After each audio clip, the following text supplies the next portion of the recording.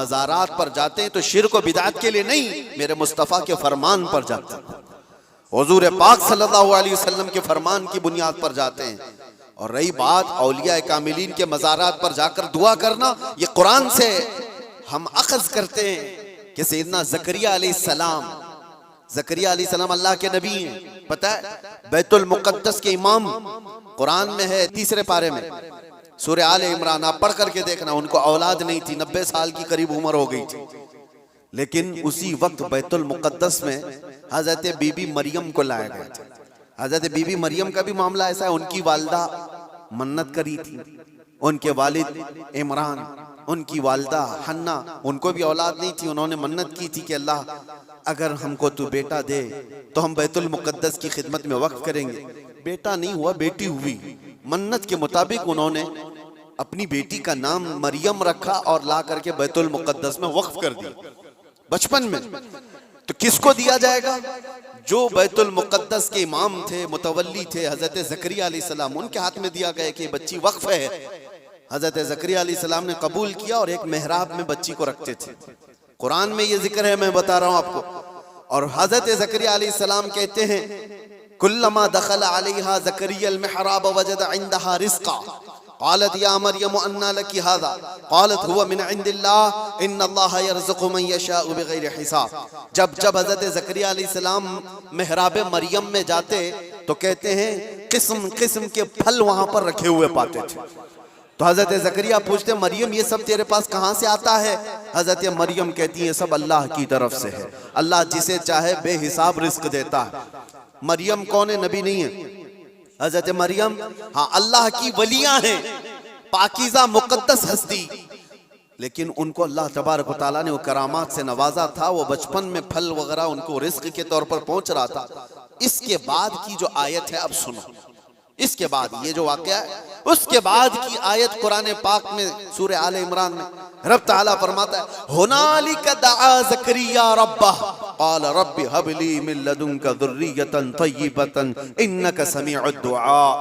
ज़करिया अलैहिस्सलाम को भी औलाद नहीं थी, तो उसी मरियम के मेहराब में खड़े हो गए जहाँ बीबी मरियम थी, कहा ऐ अल्लाह मुझे भी एक बेटा अता कर दे।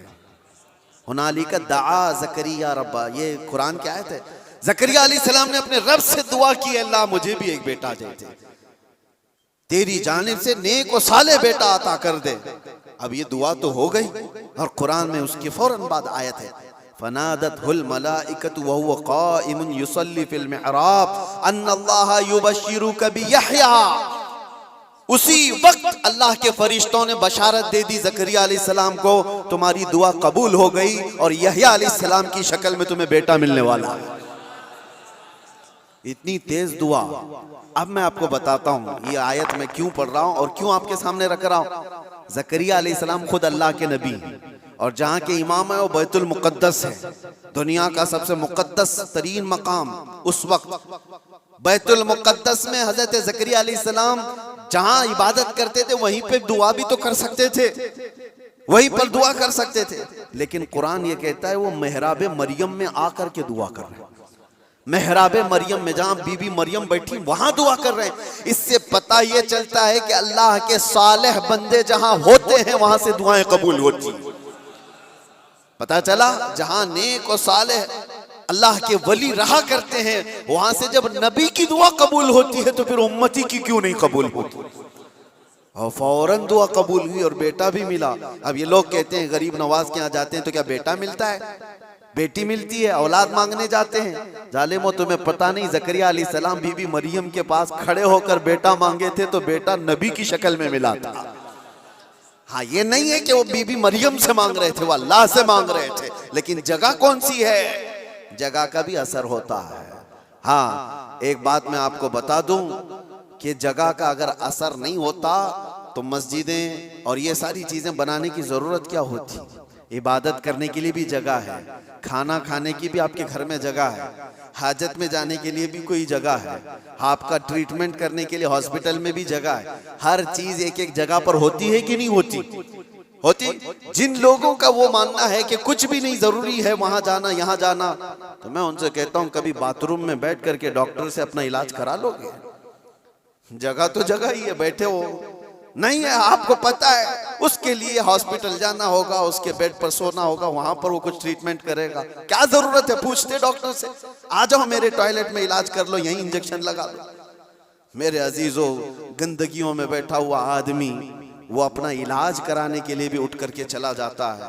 बिला तशबी बिला तमसील मैं आपसे कह रहा हूं कि हम पता नहीं कैसे कैसे गुनाहों में मुब्तला हैं। यहां से निकल करके हम उन पाक सुथरी जगहों में जाते हैं जहां अल्लाह के वली आराम फरमा, और उस जगह पर खड़े होकर हम अल्लाह ही से दुआ करते हैं, और पाकीज़ा मकाम की बरकत से अल्लाह दुआएं कबूल करता है। ये सुन्नियों का अकीदा मैं बता रहा हूं।